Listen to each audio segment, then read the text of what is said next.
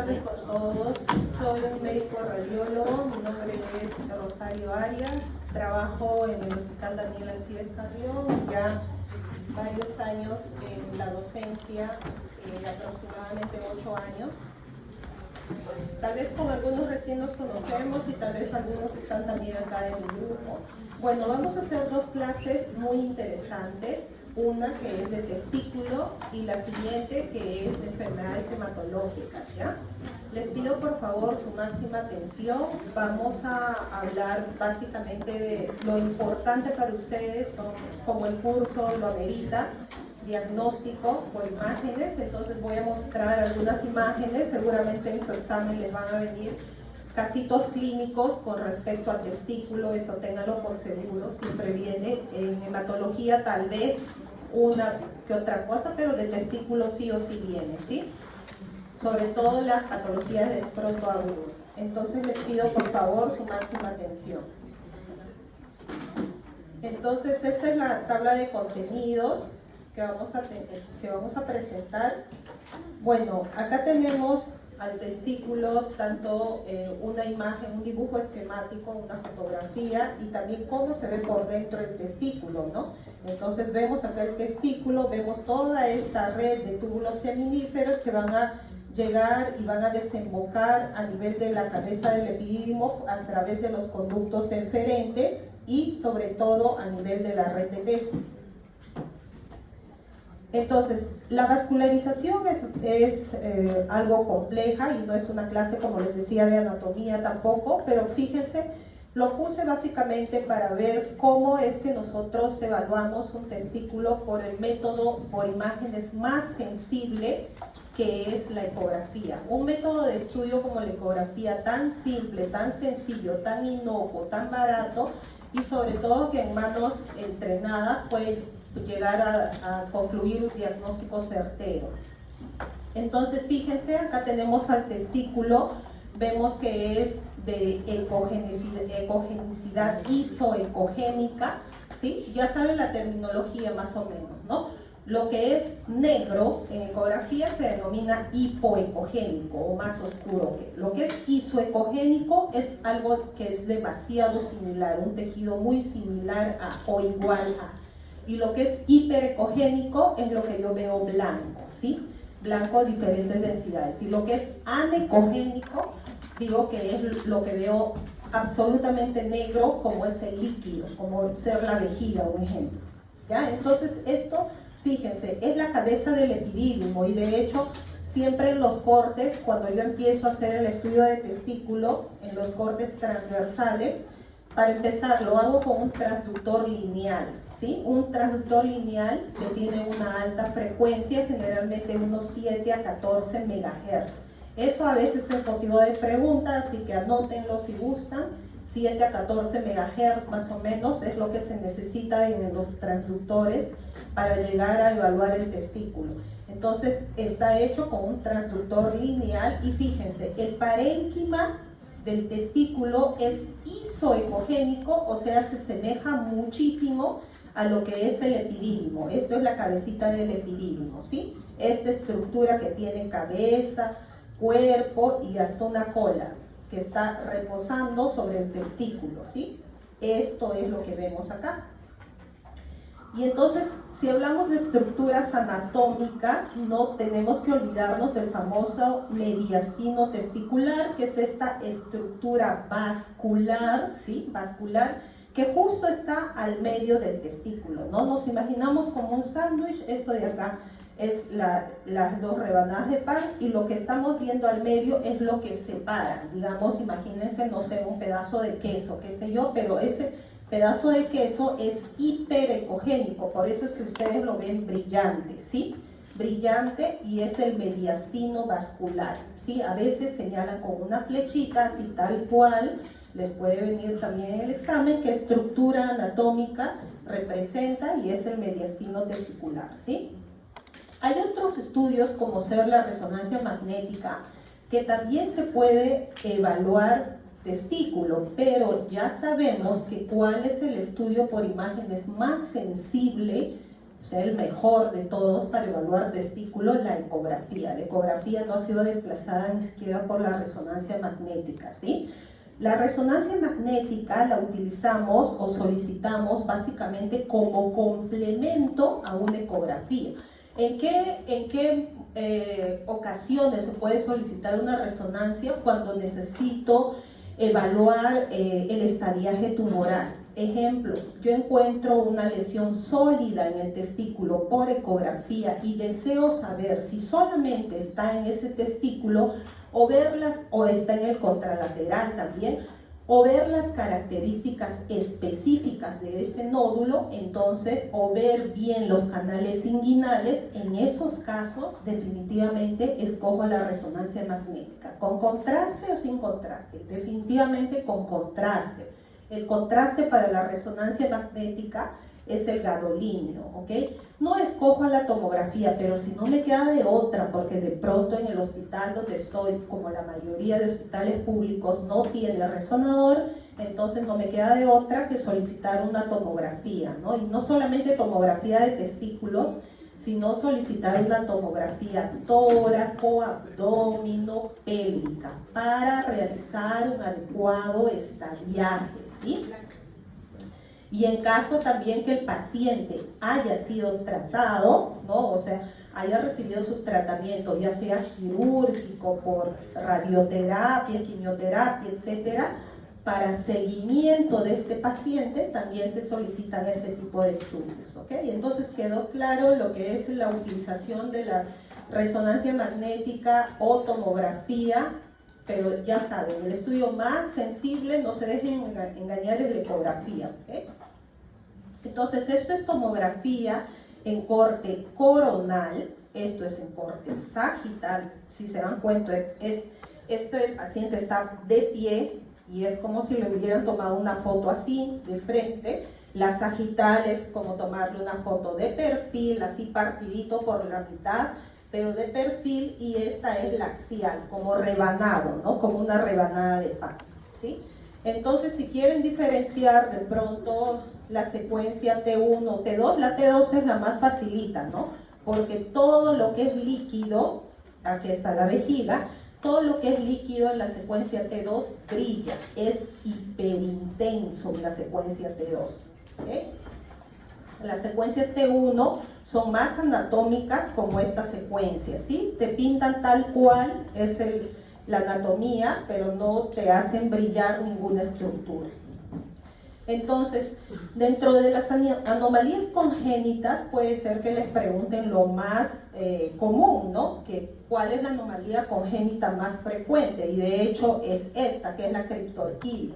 Nos llevan muchos niños pequeñitos porque el pediatra o el neonatólogo, sobre todo el pediatra, no encuentra el testículo en la evaluación dentro de la bolsa escrotal. Entonces nos manda al área nuestra, a radiología, para buscar el testículo. Entonces nosotros tenemos que buscar sobre todo en el canal inguinal, ¿sí? A veces está en el canal inguinal a nivel del tercio medio, a veces está en el canal inguinal superior, pero hay ocasiones que no lo encontramos por ninguno de estos lugares. Esa es la localización más habitual, pero fíjense, el testículo criptorquídico, incluso o ectópico, puede estar incluso en la región intraabdominal, ¿sí? Me ha tocado ver, así que es todo un reto, ¿no? Definitivamente los que tienen esta localización intraabdominal, necesariamente todos son quirúrgicos. ¿Cuáles generalmente no son quirúrgicos y tienen una buena respuesta al tratamiento? Los que están en el canal inguinal, ¿sí? De hecho son la mayoría de ellos. Y bien vale decir que la mayoría son unilaterales de las criptorquidias, pero existen casos que también son bilaterales. No se encuentran los testículos del niñito, ninguno de los dos. Y también pasa de que a veces son adultos, o sea, así chicos jóvenes como ustedes, que a veces no se han palpado nunca un testículo, la mamá nunca, bueno, le llamó la atención de niño, ¿no? Y el chico ya llegó un momento en la adolescencia que tuvo vergüenza de decirle a la mamá: no encuentro un testículo. Entonces cuando pasó eso, que me tocó evaluar a este joven, ya tenía 19 años, ¿no? Entonces busqué el testículo, no estaba, y estaba en el canal inguinal superior. ¿Qué pasa cuando el testículo no desciende? O sea, no es por una cuestión simplemente de algo estético, para nada, en absoluto, ¿no? Eso es lo de menos, porque uno puede vivir sin un testículo. Pero el detalle es que estos testículos tienden a atrofiarse, ¿sí? Cambian por completo su morfología, se mueren, es como una flor que no ha crecido en su lugar, se muere. Entonces fíjense, si ustedes han visto un testículo así bonito, gordito, con su mediastino, todo, fíjense cómo puede terminar el testículo, volviéndose chiquito, atrófico, se denomina hipoecogénico, o sea, así negrito. Ya no es ese testículo bonito y su ecogénico que veíamos, no. Ahora pasó a ser chiquito, incluso a formar calcificaciones, ¿no? Ese testículo no tiene ninguna función. Y si lo dejo ahí, es la pregunta que a veces hacen, ¿no? Y si no hago nada y lo dejo ahí porque de pronto no le da ningún síntoma, bueno, pues tiene dos caminos, ¿no? Cuando no ha llegado a esto. Uno, en etapas iniciales a veces, de llegar a torsionarse ese testículo, y la otra posibilidad, cuando ya está así, es de producir un NM, ¿sí? Por estar fuera de la bolsa escrotal. Entonces no es lo aconsejable en absoluto. De hecho, la corrección ideal para los niños es hasta los 2 años, ¿no? Que no sea quirúrgico. Después ya todos los testículos que están fuera de la bolsa escrotal son quirúrgicos, ¿no? Y esta es una de las causas más frecuentes de escroto agudo, la torsión testicular, lo que yo les decía y lo que nosotros vemos mucho, y de hecho la ecografía sirve muchísimo acá, ¿no? ¿Por qué? Porque la ecografía tiene altísima sensibilidad en casos de sospecha de torsión testicular. Nos vienen muchos de estos casos. Entonces, ¿cuál es con los chicos el principal problema? Porque la mayoría son niños o adolescentes, muy pocas veces así chicos de la edad de usted, y adultos peor todavía. Entonces, en edades tempranas, ¿no? Es la etapa de presentación, y el tratamiento tiene que ser así, veloz, porque de lo contrario, si no actuamos de forma veloz nosotros también los radiólogos, es decir, si no llegamos a un diagnóstico oportuno, la probabilidad para que ese testículo sobreviva son bien escasos, ¿no? Hay que recordar que la viabilidad del testículo aproximadamente de estos que están ocasionando una torsión es de aproximadamente 4 hasta 6 horas. Entonces tenemos muy pocas horas de viabilidad. Eso también suele ser pregunta de examen, ¿no? Entonces, les decía, cuando esto no merece la pena, entonces cuando tenemos sospecha de un testículo torsionado, generalmente vamos a ver que el principal síntoma en los chicos va a ser el dolor. Dolor, dolor, dolor, y un dolor bastante intenso, ¿no? Porque acuérdense, lo que se está torsionando básicamente es el cordón, ¿sí? El cordón espermático, que a veces suele ser largo en los chicos, entonces ocasiona una torsión, y eso disminuye al inicio la vascularización y posteriormente da ausencia de vascularización al testículo, ¿no? Entonces, fíjense, en ecografía puedo ver un testículo normal, ya lo veíamos al inicio, ¿sí? Con su mediastino, así todo bonito, y fíjense cómo cambia cuando ya tengo sospecha de una torsión testicular. Entonces, su eje, fíjense que al inicio está así todo horizontalizado, bonito. Fíjense cómo se verticaliza incluso, ¿no? El testículo se verticaliza y aparece líquido. Ese líquido se denomina hidrocele reactivo, a consecuencia de todo este proceso inflamatorio, ¿sí? Chicos, por favor, si desean conversar, la puertita está abierta, por favor.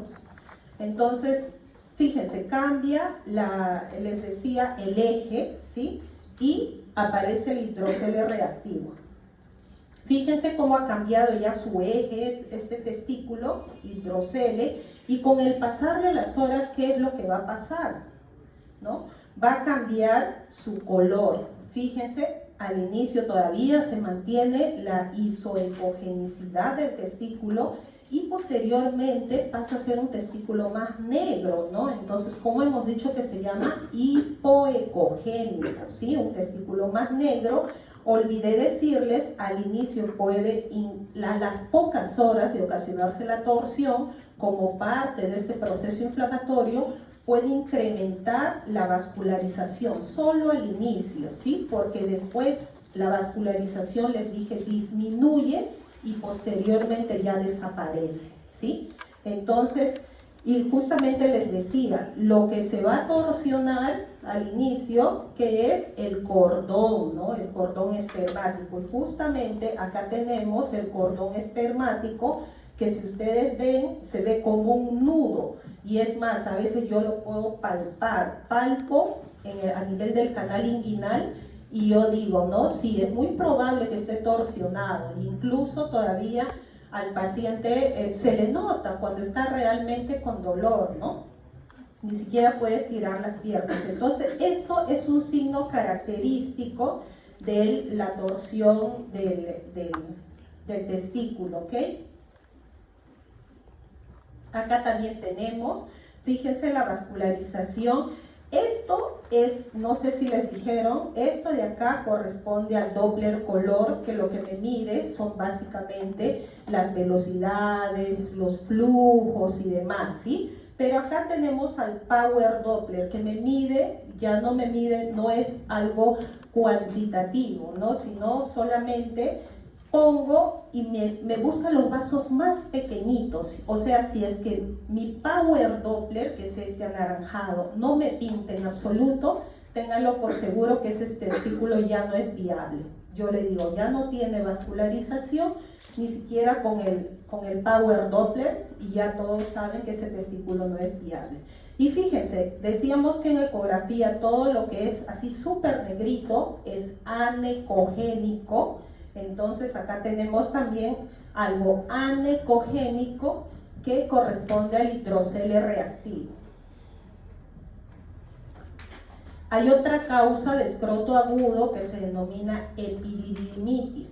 Entonces las epididimitis a veces no vienen solas, vienen a veces, casi siempre diría yo, acompañados de las famosas orquitis. Es decir, muchas veces ustedes van a escuchar los diagnósticos de orquiepididimitis, ¿sí? Pero cuando vienen solas las epididimitis, ya habíamos visto al inicio cómo se veía el epidídimo, así bonito, vimos su cabecita incluso.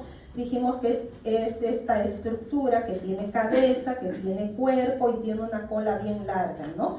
Y que podemos ver sobre todo la cabeza. Pero cuando existe ya esta patología de epididimitis, ya no vamos a ver solamente la cabecita bonita, sino vamos a ver a todo el epidídimo, generalmente, casi siempre, engrosado. Todo el epidídimo va a engordar, ¿sí? Entonces ya no solamente vemos la cabecita, sino vamos a ver el cuerpo regordete y hasta a veces hasta la cola, ¿sí?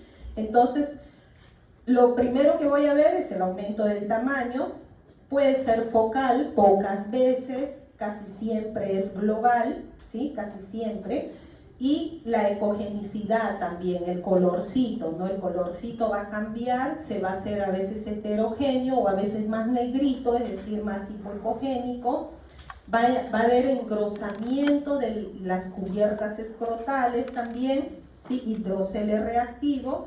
Y algo que sí va a haber y no va a cambiar, ¿no? Es el Doppler color, que siempre va a estar incrementado, ¿sí? Va a ser como una llamarada, ¿sí? Como prender un fuego y va a estar muy aumentado porque forma parte de un proceso inflamatorio, ¿ok? Entonces acá vemos, fíjense lo que está midiendo acá, es el engrosamiento de la cubierta escrotal, es decir, de todas las capas, la piel, la capa muscular, de todas esas capitas, la grasita, todo lo que recubre al escroto, a eso me refiero, ¿sí? Fíjense acá en el contralateral cómo está delgadito y fíjese acá en el afectado cómo está todo engrosado, ¿sí? Entonces el aumento de la vascularización al Doppler color es un hallazgo característico y a esto me refiero. Fíjense es como si se prendiera una llamarada, ¿sí? En casos de epididimitis. Esto es el caso de un jovencito, ¿no? De 12 años que tiene dolor, que tiene signos de flegosis también, ¿no? Dolor, calor, rubor, todo tiene en su testículo. Entonces nosotros con ecografía somos capaces, los radiólogos, de decir que si se trata de una epididimitis y una orquiepididimitis, de las dos juntas, o de una torsión testicular, porque clínicamente se asemejan demasiado, ¿no? Entonces tiene 4 horas de evolución, por eso los urólogos se preocupan tanto, porque acuérdense que puede vivir el testículo hasta las 6 horas, ¿ok? Entonces también aparece el hidrocele reactivo, muy semejante a lo que veíamos en la torsión testicular. Acá fíjense, también se empieza a poner atigrado, pero acá ya no es solamente el epidídimo, sino acá también es el testículo y también el epidídimo, lo que se denomina orquiepididimitis, ¿sí? Entonces acá se ve el testículo heterogéneo. Si yo lo comparo al otro lado, el volumen está aumentado, tiene hidrocele reactivo, ¿sí? Pinta mucho al Doppler color, ¿sí? Es como una llamarada, lo que les decía. Y acá, esto de acá es parte del epidídimo, que está todo gordo, todo feo, ¿no? Ya no es ese epidídimo bonito que se veía. Y fíjense, algo muy característico es que si yo dejo pasar con el tiempo, en un inicio el líquido puede estar así, o sea, el hidrocele puede estar así. Pero con el tiempo ese hidrocele, es decir, si esto ya no es algo tan agudo, si el paciente ya lleva bastante tiempo con ese cuadro, de pronto ese líquido que era así bonito, ¿sí? Así negrito, anecogénico, empieza a formar septos y tabiques. Entonces ahí ya no deja de llamarse solamente hidrocele y pasa a llamarse un hidrocele tabicado, ¿sí? Y eso también es algo muy útil en ecografía. Eso no les va a decir ni una resonancia, ni una tomografía, ni nada de eso. Eso es más fiable en ecografía. Ahora pasamos al varicocele, ¿no? El varicocele tiene grados, ¿sí? ¿Qué es lo que falla ahí? Falla prácticamente las válvulas, ¿no? Las válvulas de los plexos justamente, ¿sí? De plexo pampiniforme y demás. Entonces, nosotros en ecografía evaluamos el varicocele por grados, ¿sí? Le mandamos a hacer diversas maniobras a los pacientes para ver qué tan dilatados y qué tanta respuesta tienen esas venas posterior a la maniobra de Valsalva. ¿Sí? Eso no les van a preguntar definitivamente, pero lo que sí les pueden preguntar es cuál es el varicocele más frecuente, ¿no? Del lado izquierdo, del lado derecho, ¿no? Y la respuesta es del lado izquierdo. ¿Alguien sabrá por qué es del lado izquierdo más frecuente? Tiene que ver con su origen. ¿Dónde se origina la vena renal izquierda y dónde la vena renal derecha? Clases de anatomía, ¿alguien se acuerda? ¿Está malogrado el ventilador? ¿O lo podemos prender, por favor? ¿Está malogrado? ¿Pueden prenderlo, por favor? Que hace demasiada calor.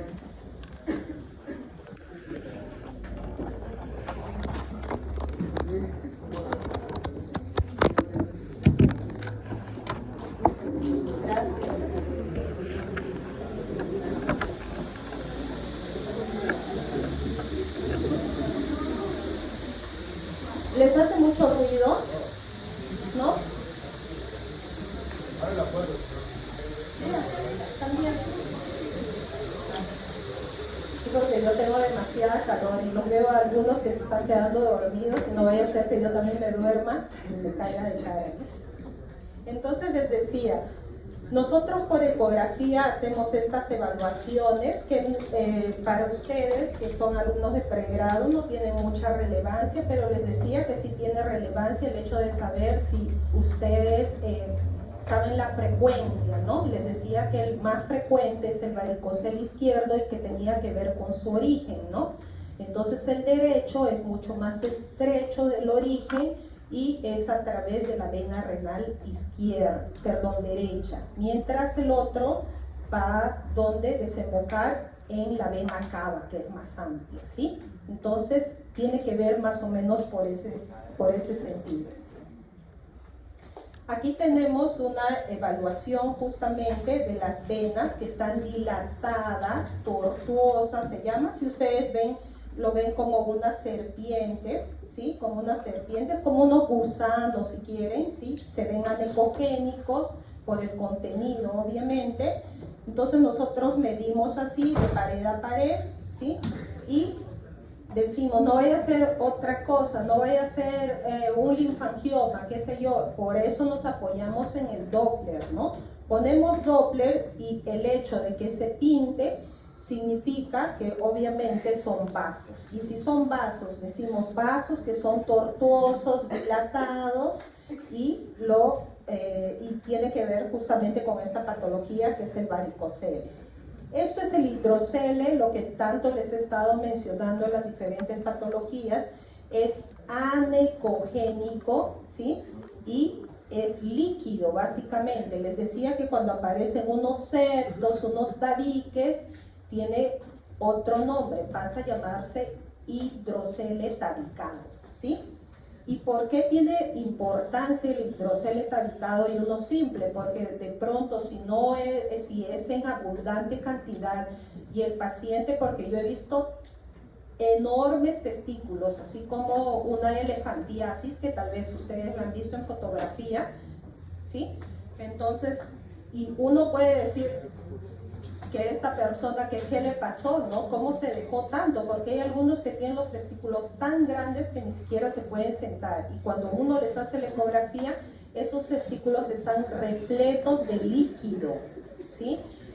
Y a veces simplemente por aliviar esa tensión lo que quieren hacer es drenar, ¿cierto? Pero ¿qué pasa si en lugar de entrar a drenar, ¿sí?, se chocan con uno de esos tabiques que son gruesos? Va a empezar un sangrado profuso, ¿no? Entonces, por eso la importancia de la ecografía de definir si ese hidrocele es simple o es complejo, es decir, si es simple o está tabicado, en otras palabras. Es normal que a veces encontremos estos puntitos que corresponden a contenido ecogénico, ¿sí? A veces proteínas, etcétera, no necesariamente algo complejo, detritus. Y esto es los tabiques de los septos. Imagínense, entra la aguja acá y agarra uno de estos septos y se pone a aspirar, entonces va a haber un sangrado acá, y ya va a empezar a llamarse, va a cambiar de nombre y se va a llamar hematocele, ¿no? Ya no hidrocele ni nada de eso. Acá tenemos el testículo derecho y acá el izquierdo. Otra de las patologías que viene mucho en los chicos es el traumatismo escrotal, ¿no? Y de hecho muchas veces parodian estas cosas, ¿no? Que están jugando fútbol en venganza de que el otro le pateó, el otro va de frente y se va hacia el testículo, ¿no? Y ocurren estos traumatismos, la mayoría es jugando, ¿eh? La mayoría es jugando o porque de pronto les cayó un pelotazo justo en la zona genital, ¿no? Entonces siempre hay que proteger la zona genital, chicos, ¿no? Sobre todo en los partidos de fútbol. Se ve mucho esto de los traumatismos escrotales justo en chicos de su edad, ¿no? Poco esto ya se ve en niños más pequeños, a diferencia de las otras patologías. Entonces, acá mucho importa si es que solamente, y digo solamente porque hay grados de traumatismo testicular, si solamente es un hematoma, que de pronto está en el testículo o fuera del testículo, pero dentro de la bolsa, mucho importa, o si es una rotura escrotal, o sea, dependiendo qué tan severo ha sido el golpe, o incluso de los chicos que suben a la bicicleta y se van por unos terrenos bien peligrosos, ahí también a veces se suelen golpear la zona genital y tienen un traumatismo severo, ¿sí? Entonces, a veces pueden ocurrir cosas simples como estas, pero a veces se rompe el testículo, basta que se rompa. ¿Qué estructura anatómica para decir nosotros es una rotura escrotal? la túnica albuginea. Si se ha roto o si vemos una pérdida de continuidad en la túnica albuginea, nosotros ya categorizamos como rotura testicular y basta que digamos eso y gran parte de ellos o todos tienen que tener un tratamiento quirúrgico, ¿no? A diferencia de los demás, que si es un hematoma, de pronto es simplemente observación, reposo, lo internan un par de días y le dan de alta, ¿sí? Entonces, acá tenemos algunas lesiones extratesticulares líquidas. Esta ya hemos dicho que es hidrocele, ¿no? Hidrocele, aumento de volumen escrotal, ya les había hablado de los testículos gigantes. Esto es hematocele, fíjense acá este paciente tiene un hematoma intratesticular, esto es la ecogenicidad normal del testículo, todo esto es un hematoma, pobrecito, como se habrá hecho tal vez jugando fútbol, y esto está por fuera, pero no es así de líquido, ¿no? Sino es sangre, por eso es que ustedes lo ven así, y la sangre en el testículo se denomina hematocele, ¿ok? El líquido simple, hidrocele. Ya saben que hay dos tipos de hidrocele, ¿ok? Y a veces se dan, raros casos, estos procesos inflamatorios que se denominan piocele, ¿sí? Ya no es este líquido solo, no es sangre, sino es pus. Y si es pus, a consecuencia generalmente de procesos inflamatorios, como es en este caso, posterior a una orquiepididimitis maltratada. Entonces sabemos que generalmente son adolescentes o jóvenes incluso, ¿no? Denso, septado. Acá también tenemos otro hematoma escrotal y esto de acá también corresponde a un hematocele. Y ya para no alargarlo mucho, vamos a hablar de patología maligna, que ojo, de eso también les va a venir. ¿Cuál es la patología maligna más frecuente de testículo? Es el famoso seminoma. Si hablamos de su nombre histológico, ¿de dónde sale el seminoma? Corresponde a un grupo de los tumores de células germinales, ¿sí? Pero el nombre de este tumor maligno frecuente en la población joven, ¿sí? Sí es seminoma, ¿ok? Es lo más frecuente, seminoma. No se dejen confundir con tumores de saco vitelino, coriocarcinoma. Es más, si tienen la opción de tumores de células germinales y de pronto no encuentran seminoma, marquen tumores de células germinales. Ya saben que seminoma está dentro de tumores de células germinales, ¿ok? Pero de todos estos, este está en la cabeza, el famoso seminoma, ¿sí? Entonces, ¿cómo vemos el seminoma? El seminoma generalmente lo vemos así, negrito, es decir, hipoecogénico, bien definido, bien delimitado, generalmente es uno, pero a veces puede aparecer más de uno, ¿sí? Y va a tener generalmente vascularización, aunque escasa, pero vascularización. Y algo muy característico de los seminomas que tienen buena respuesta al tratamiento. Entonces, lo máximo en el seminoma que a veces llegan es, digamos, a sacarle un testículo, pero sin embargo hay otros subtipos de seminomas que son agresivos. Pero no pierdan de vista que la gran mayoría de ellos sí va a tener muy buena respuesta al tratamiento, ¿sí? Acá tenemos la imagen en ecografía, ¿sí? Esta imagen hipoecogénica, delimitada en el segmento más inferior del testículo. Y fíjense acá en resonancia magnética, vuelvo a ver esa masa hipointensa, ahora utilizo la terminología intenso porque estoy en resonancia magnética y ya sé que es una secuencia T2 porque al inicio dije que T2, todo lo que es líquido brilla, ¿sí? Es hiperintenso, todo lo líquido es hiperintenso, ¿sí? Entonces, ya me doy cuenta que porque al inicio dije que la resonancia magnética, la utilidad básicamente en casos de estadiaje, no como algo ambulatorio. Acá tenemos otro tipo de tumor, aunque no es frecuente, el teratoma también, Fíjense, casi todo el testículo está tomado. Este es un varón de 22 años, la mayoría de ustedes puede tener 22 años. Masa quística, no les deseo el mal, por supuesto. Masa quística, multiloculada. Fíjense, todos esos como burbujitas que se ven adentro son estos, corresponde a esto, está lleno de líquidos, ¿sí? Todo esto corresponde a este tipo de tumor que es más agresivo definitivamente que el otro, y acá es bilateral, ¿no? Ya sabemos lo que le ocurrió a este pobre joven. Algunos casos de linfoma también. Aquí tenemos un caso de un linfoma. Fíjense el testículo cómo crece de tamaño, sobre todo ya esto en pacientes adultos mayores. Vemos una masa, ¿sí?, infiltrativa. Fíjense, ya sé que esto es una secuencia acá T2, acá T1, ¿sí?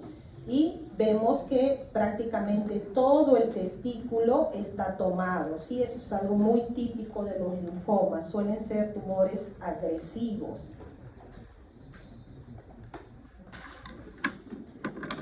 Bonito, ¿no? Es un ultra resumen de todo lo que les va a venir. Si han prestado atención, todas van a contestar, porque en todas les he dicho les he dado los tips. No me pongan en TikTok.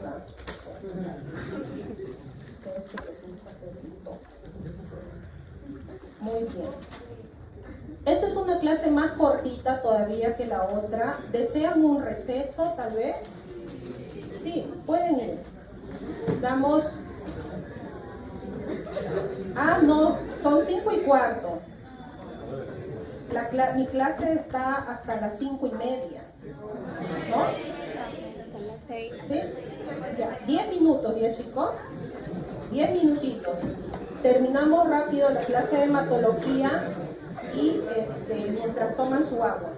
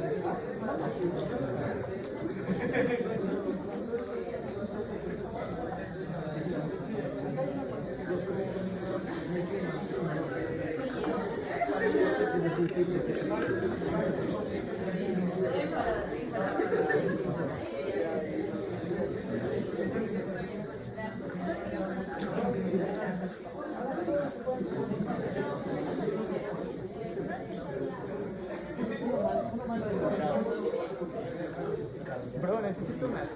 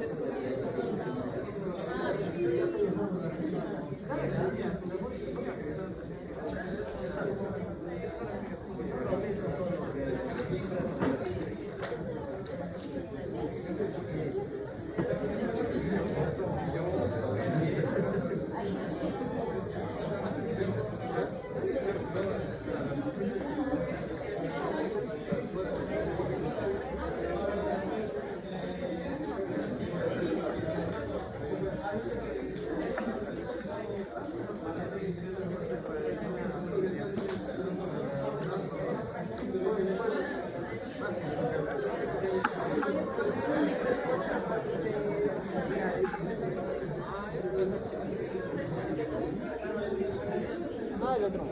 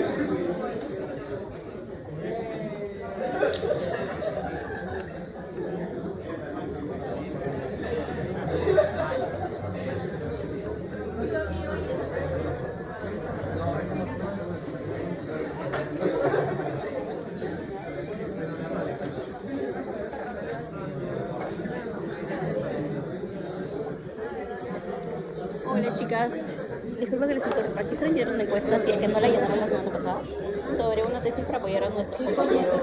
Por favor. Una tesis para ayudar a nuestros compañeros. ¿Sí? Ya, acá también. Sí. Algo cortito, por favor. Pido su atención. 30 minutos más esperando.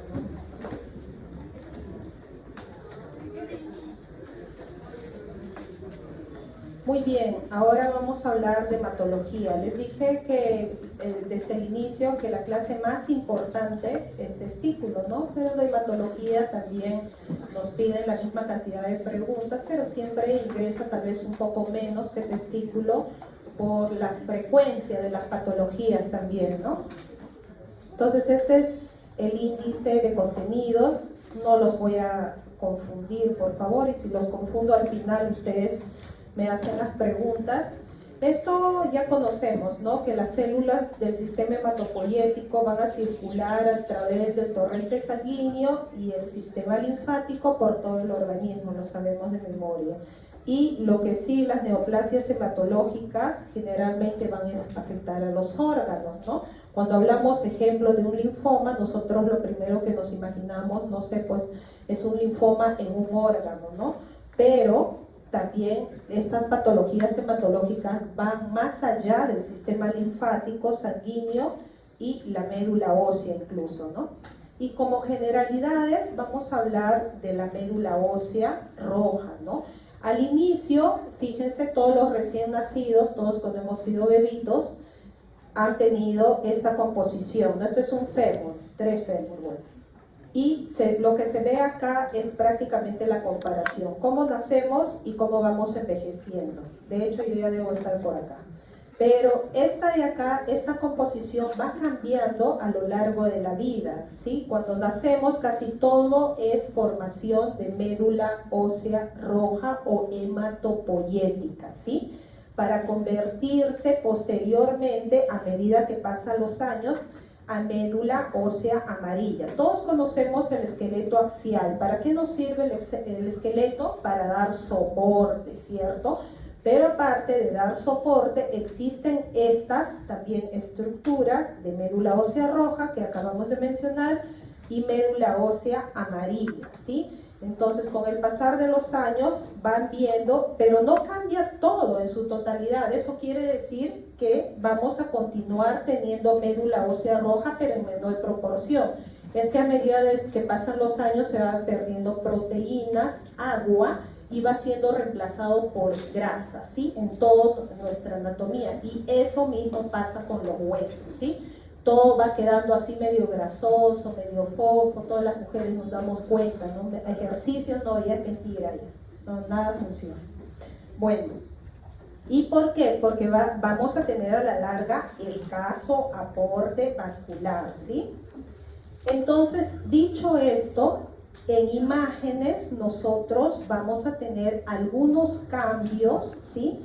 Que son muchos de ellos fisiológicos y que cuando no se sabe interpretar adecuadamente, es decir, en manos erróneas o en diagnósticos erróneos, puede caer como algo patológico sin necesariamente serlo. Fíjense, acá tengo una resonancia magnética en corte axial, en secuencia T1, porque digo T1, la grasita. Olvidé decirles que la grasita se ve tal cual nosotras la vemos, ¿sí?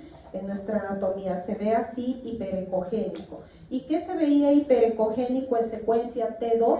Se veía el agua, todo lo que es líquido es, hiperintenso. Me quedaba en ecografía, hiperintenso. Entonces esto es una secuencia T1, ¿sí?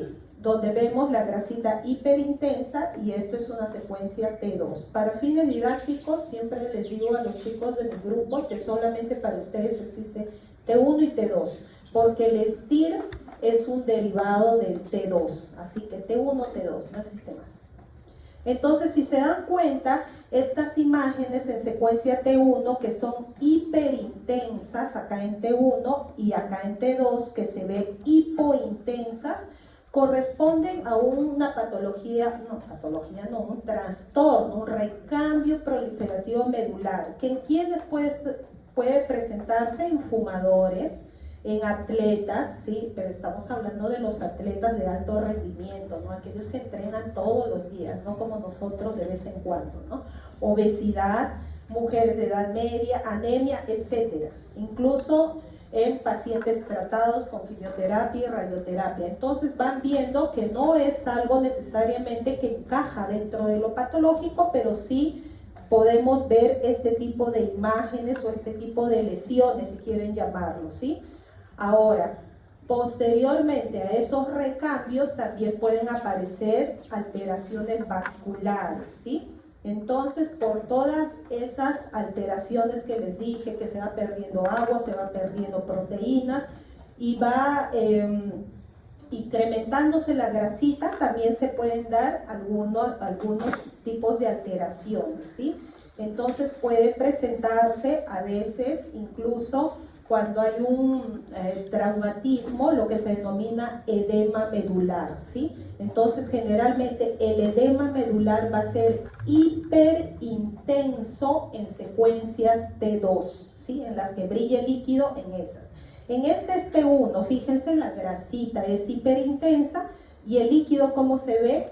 Negro. Pero si fuera T2, el líquido de mi vejiga se vería brillante, ¿no? Muy brillante.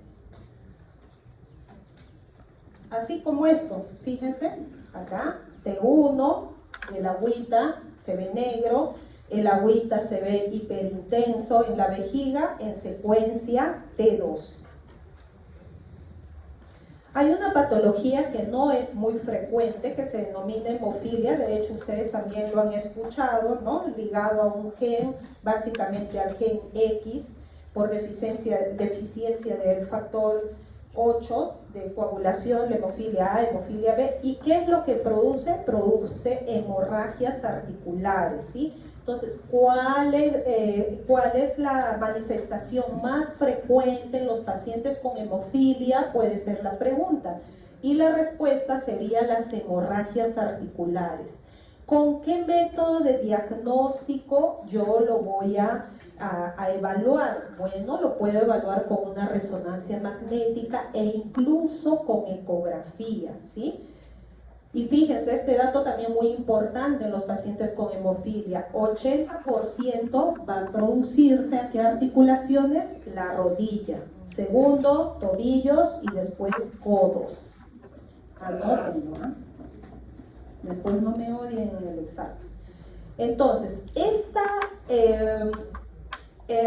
esta hemorragia articular va a ser representado con lo que se denomina hemartrosis, ¿sí? Entonces, esta hemartrosis va a hacer o va a conllevar a que se inflame el tejido sinovial y se denomine sinovitis. Obviamente, como a veces tarda el diagnóstico, ya no se va a encontrar una sinovitis que se ha formado en poco tiempo y de hecho no se vería la sinovial dañada, sino va a ser una sinovitis crónica, donde ya vamos a encontrar incluso daño del cartílago y del hueso mismo, ¿sí?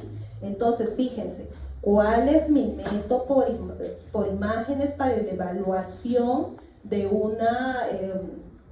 pacientes hemofílicos, es decir, de la hemartrosis y de todos estos hallazgos que les estoy mencionando? La resonancia magnética, ¿no? Permite detectar alteraciones de la articulación en estadios tempranos, cosa que muchas veces no lo logra la ecografía. La ecografía me puede servir para decir, ¿hay sangre o no hay sangre en esa articulación? Sí, sí hay, pero ya, pero en estadios tempranos no, y eso es crucial en los pacientes hemofílicos, ¿sí? Mucho ojo con eso. Entonces acá tenemos imágenes de ecografía donde veo todo el proceso inflamatorio en mi codo, ¿sí? Y fíjense, acá está demarcado por estas crucetas el líquido que he encontrado, ¿sí? Ese líquido corresponde a sangre, ¿sí? A sangre en la articulación del codo. ¿Cuáles son las articulaciones más afectadas? Habíamos dicho rodillas, tobillos y codos. Bueno, esto es un codo. Y esto forma parte de los hallazgos tempranos que les decía que en ecografía puede ser un limitante, ¿sí? Entonces en ecografía voy a ver el líquido, por supuesto, porque la ecografía es muy sensible para el líquido, pero no voy a ver estos cambios del tejido sinovial o engrosamiento de la sinovial, no lo voy a ver por ecografía, sí me va a decir la resonancia magnética. Ya me voy haciendo una idea qué secuencia es esto, porque veo que el líquido brilla, ¿no? Ya se los repetí, este 2, ¿no? Y acá fíjense que también se ve el engrosamiento propiamente de la sinovial. O algo que me olvidé de mencionarles, sobre todo la población pediátrica suele ser la población que requiere mayor seguimiento. ¿Para qué? Para evitar una lesión, una destrucción del cartílago articular y evitar una destrucción ósea, ¿sí? Este es un niño, de hecho, ¿no? Fíjense el cartílago de crecimiento. Acá ya hallazgos tardíos donde se ven alteraciones óseas, propiamente alteraciones óseas. Fíjense acá también una alteración ósea, ¿sí? La leucemia es una afectación que se va a dar por una producción excesiva de los leucocitos inmaduros, ¿no? Inmaduros o anormales. Entonces, ¿qué va a producir la leucemia? Ya lo saben, ¿no? Anemia, neutropenia y trombocitopenia. Y algunos hallazgos en los pacientes con leucemia. Esto es la región distal de un fémur y fíjense acá en secuencia T1 cómo veo esta imagen que es de aspecto geográfico, de hecho, ¿sí? No tiene un borde muy bien definido y típico, característico de las lesiones infiltrativas o lesiones a veces malignas, ¿sí? Entonces fíjense que es más hipointenso con respecto a la matriz ósea, ¿no? Se ve más negrito. Y acá en esta otra secuencia, en secuencia T2, fíjense cómo se ve más hiperintenso, ¿sí? Esta lesión está bien delimitada acá. Incluso llega a la metáfisis, porque esto es la diáfisis, llega a la metáfisis y un poquito se está pasando a la epífisis, ¿no? Es un niño, ¿ah? Y cuando les decía que hablamos de enfermedades hematológicas, todos nos poníamos a pensar en los órganos que se afectan, ¿no? Entonces, fíjense, si digamos hablamos de un paciente de leucemia, de hecho, estos son los cambios o los hallazgos que vamos a encontrar. Una tremenda hepatoesplenomegalia, ¿sí? Eso es algo muy característico en este tipo de pacientes, ¿no? De hecho, es el hallazgo más llamativo y precoz también, ¿no? Pero no es solamente eso. Entonces, los linfomas, ¿sí? La mayoría de los linfomas son malignos, pero tienen buena respuesta al tratamiento, ¿sí? Llegan al hueso a través del torrente sanguíneo. A veces producen lesiones focales, pero a veces son multifocales o incluso difusas, ¿sí? En todo el huesito. Y la afectación del linfoma es más frecuente en pacientes con linfoma no Hodgkin, ¿sí? Que los no Hodgkin va a afectar sobre todo a los niños, a la población pediátrica, ¿sí? Que los Hodgkin, ¿sí? Acuérdense de eso. Los no Hodgkin son los más frecuentes, ¿no? Cuando un niñito te molesta mucho, ¿qué le dice? No Hodgkin, ¿no? Acuérdense por eso, ¿ok? La patología básicamente es una infección viral, ¿no? Una infección viral de fondo, a veces bacteriana, pero en ocasiones inmunosupresiones, ¿no? A veces a través del trasplante. Entonces, justamente, este es un niñito, fíjense acá yo le veo una lesión focal, y a veces ver ese tipo de lesiones puede pasar desapercibido, ¿sí? Pero basta que le encuentre una lesión con la sospecha diagnóstica, porque obviamente este niñito ya le han hecho un hemograma y todo lo demás, tiene la sospecha, me tengo que poner a buscar en la resonancia, le encuentro este foquito acá y lo vuelvo a ver en la otra secuencia, tanto en la T1 como en la secuencia T2, ¿sí? En el ala iliaca. Hiperintenso. Y en el cerebro o en el encéfalo a veces podemos encontrar estas cosas terribles, ¿no? Lo bueno es que tienen buena respuesta al tratamiento la mayoría de ellos, ¿sí? Podemos encontrar este tipo de lesiones así, tipo masas, que desplazan incluso las estructuras hacia contralateral o a veces incluso vamos a tener estas lesiones en anillos, se denominan, ¿no? En anillo. A veces también en casos de linfoma gástrico. Esto les puse para que vean ustedes las variantes básicamente del linfoma que pueden aparecer, ¿ok? Fíjense, acá tengo una lesión infiltrativa en el estómago, acá focal y acá difuso, en todo el estómago. Todo mi estómago está engrosado y tengo un tremendo hígado, ¿no? Que lo acompaña. A veces existen también los linfomas cervicales. Fíjense, todas estas bolitas que ustedes ven son nada más y nada menos que ganglios, ¿no? Ganglios que han perdido su morfología, ¿sí? Porque son ganglios de aspecto neoplásico, ¿ok? Los ganglios redondos suelen ser de aspecto neoplásico. Los ganglios son los normales, deberían de ser ovalados, ¿no? Uy, ¿qué pasó? Me pasé. Y acá miren, fíjense, toda la cadena cervical está llenito de ganglios, ¿sí? Ganglios obviamente redondos que han perdido por completo su morfología. Y estamos acabando. La voz de algunos es más fuerte, creo, que la mía, chicos. Por favor, estamos acabando. La anemia plástica, fíjense, es una condición rara donde va a haber disminución de la celularidad, ¿sí? Condicionando anemia y pancitopenia, ¿sí? Entonces, los hallazgos de la anemia plástica por resonancia generalmente van a dar lesiones difusas, heterogéneas, focos de fibrosis. ¿Y cuál es el método por imágenes para evaluar estas lesiones? Sigue siendo la resonancia magnética. Fíjense que acá en hematología, para detectar estas lesiones, ya sea para detectarlas o hacer seguimiento, ¿qué método por imágenes? Estoy repitiendo una y otra vez, la resonancia magnética. A diferencia del otro que hablamos, del testículo, todo estaba en la cabeza en la ecografía, ¿recuerdan? Y fíjense, a veces les había comentado que en anemia plástica o en otras patologías, a veces es todo un reto ponerse a buscar en todas las estructuras óseas lesiones que pueden ser muy pequeñitas y a veces pueden darme o confundirme de una apariencia de pronto de ser un recambio celular o una hiperplasia y puede ser algo patológico. Y esto sí, llegamos a la parte final y en esto sí les voy a pedir su completa atención porque esto sí es frecuente y esto sí va a ser motivo de pregunta de examen, ¿sí? Entonces, el mieloma, que de hecho ustedes lo han escuchado, el mieloma es la neoplasia maligna más frecuente, ¿sí?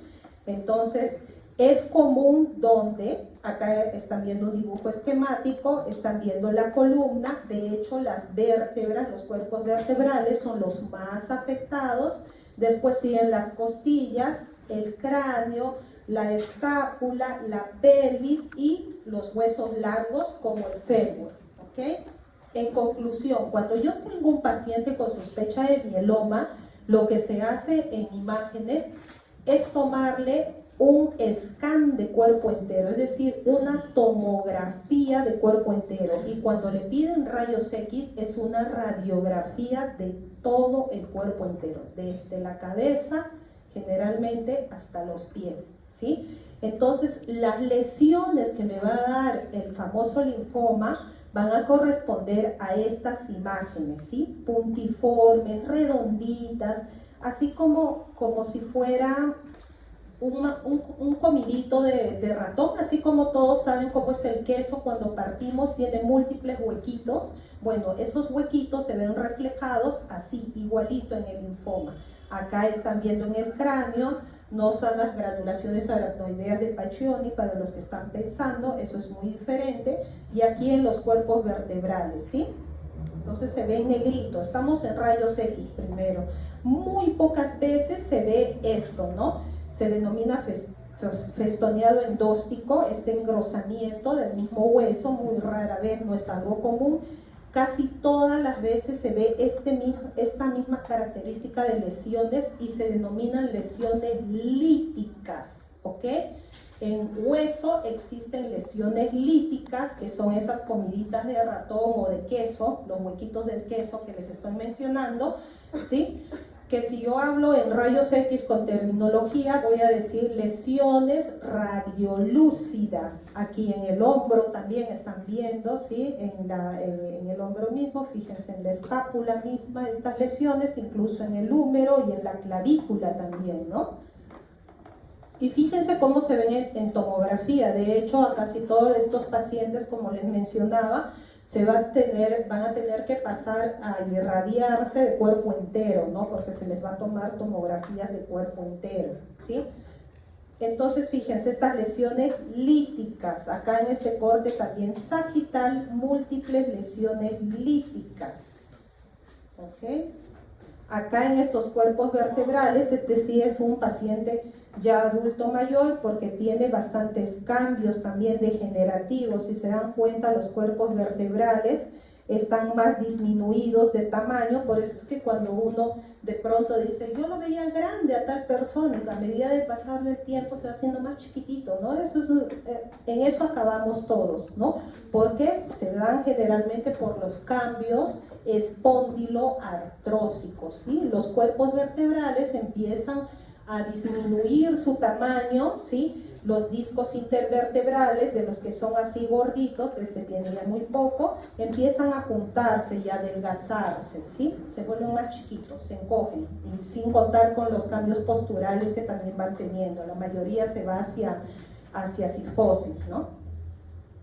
Entonces, miren, a veces son lesiones así pequeñitas como esta, a veces lesiones más grandes como esta, ¿sí? En la cabeza femoral, en la cadera, en la articulación de la cadera, a veces lesiones así, en resonancia magnética. Obviamente, si quisiera no irradiar a mi paciente y le voy a hacer un scan de cuerpo entero y tengo la posibilidad de hacerle seguimiento con resonancia, mejor se lo hago con resonancia, ¿no? Acá se ven como estas imágenes pequeñitas, hipointensas en los cuerpos vertebrales. Ya saben que esta enfermedad va a atacar sobre todo a los cuerpos vertebrales. Y es esto a lo que me refiero, ¿no? Estos son los scans de cuerpo entero, ¿sí? En tomografía, obviamente, la irradiación es bastante alta, pero en resonancia no existe radiación, ¿no? Esto es resonancia magnética, ¿sí? Los tres son resonancia magnética. En coronal, en sagital y sagital. T1, T1 y T2. ¿Sí? El líquido cefalorraquídeo, fíjense, es hiperintenso en secuencia T2. ¿Les gustó la clase? ¿Se entendió? ¿Sí? Qué bueno. Gracias, chicos. ¿Preguntas?